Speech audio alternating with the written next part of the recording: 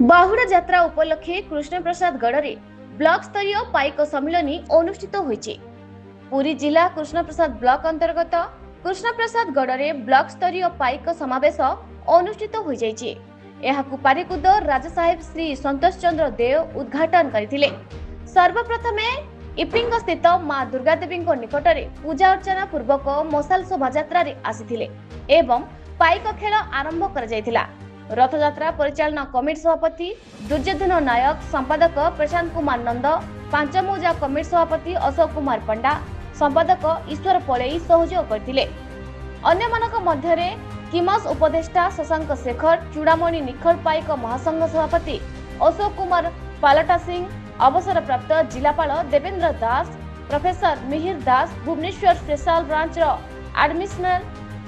Additional SP Ajay Kumar Barik जोगदे स्वाधीनता संग्राम रे पाइकर भूमिका उपरे आलोकपात करथिले। ए पारिकुद माटी हेउची पाइक माटी, एठारू पाइक विद्रोह आरंभ होइतिला बोली कहिथिले। कृष्णप्रसाद रे ओडिशार सर्वाधिक पाइक संगठन गढ़ी उठिथिबा प्रकाश करथिले।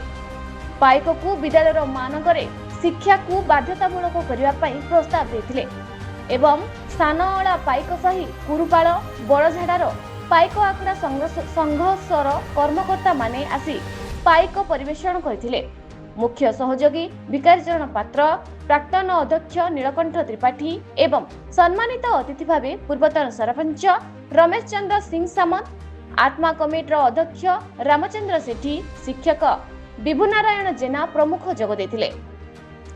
ओडिशा निखिल उत्कल पाइक संघर संयोजक केदारनाथ दास मंच परिचालना करथिले।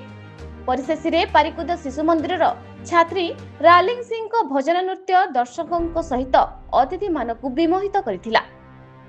कृष्णप्रसाद रु मनोज कुमार बारिंग को रिपोर्ट, न्यूज ओडिशा टीवी।